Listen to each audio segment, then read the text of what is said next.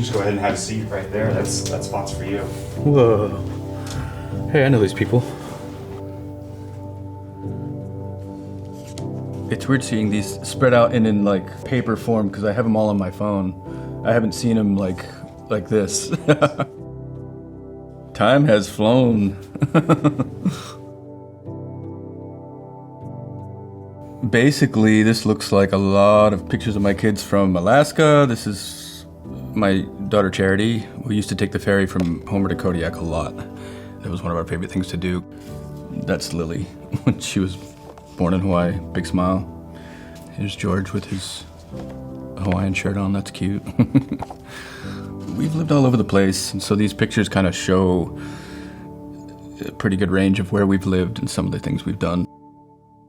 Even before I had kids, I knew I wanted to be a dad for a lot of reasons, and as I grow older, I look back at, sometimes I try to ask myself, why did you want to do this? But when you have kids, you sort of make a promise that you'll see them through everything, no matter what, and that's what it's about to me. It's just being certain that they are on a firm footing in this world and, given all the love that they need.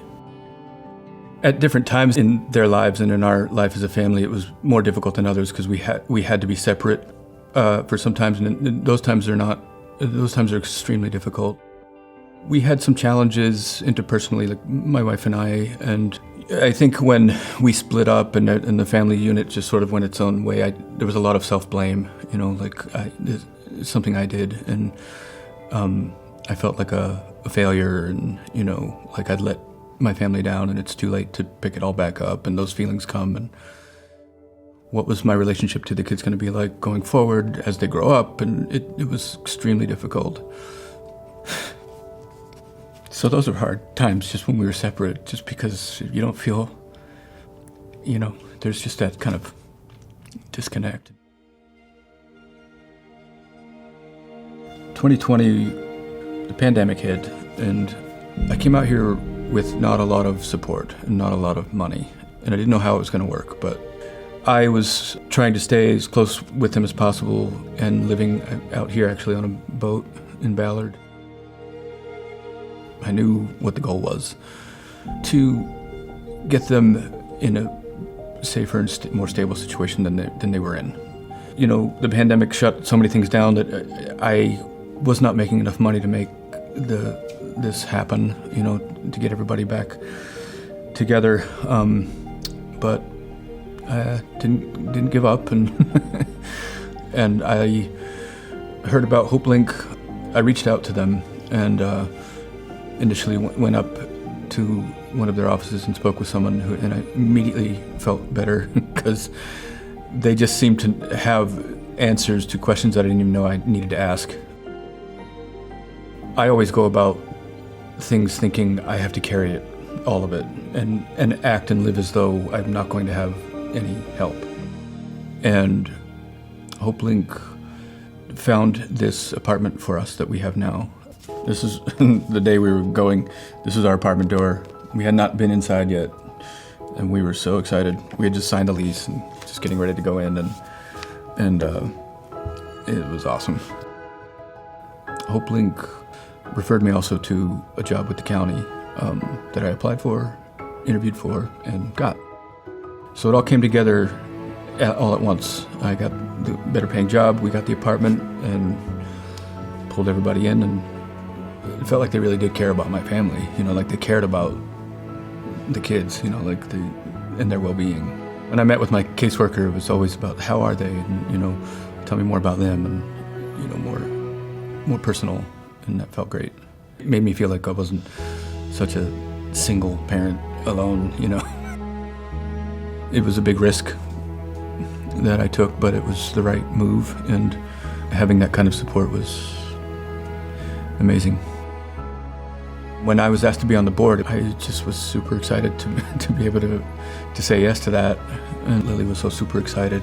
Now that they're older and they can look back and see, exactly what Hopelink is and what they do and what they did for us, and we all have deep fondness for it. I can promise them, of course, they'll have their basic needs met as long as they need those needs met, no matter how old they get.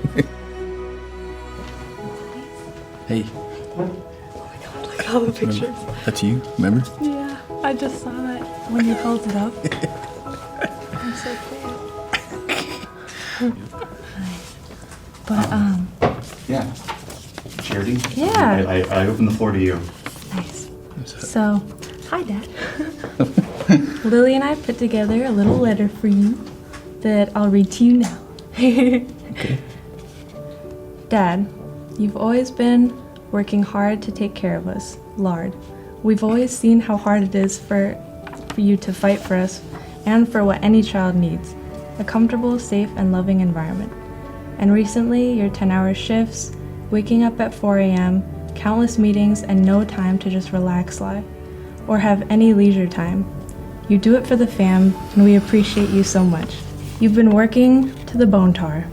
But remember, it will not be like this forever. So let's look forward to the next chapters. We all love you, Dad. You've done and are doing so much for us. Safe, love, action, region-type behavior. Thank you. Yeah.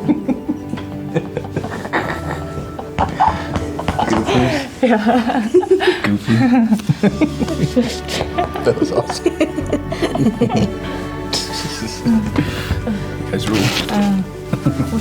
I take it you didn't know. I did not know. I did not know that. You can keep that. I'm going to.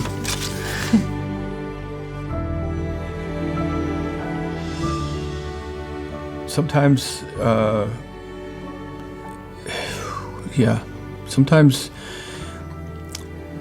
no matter what's going on, no matter how depressed you get, no matter how chaotic life gets, you can't push aside your children and your love for your children.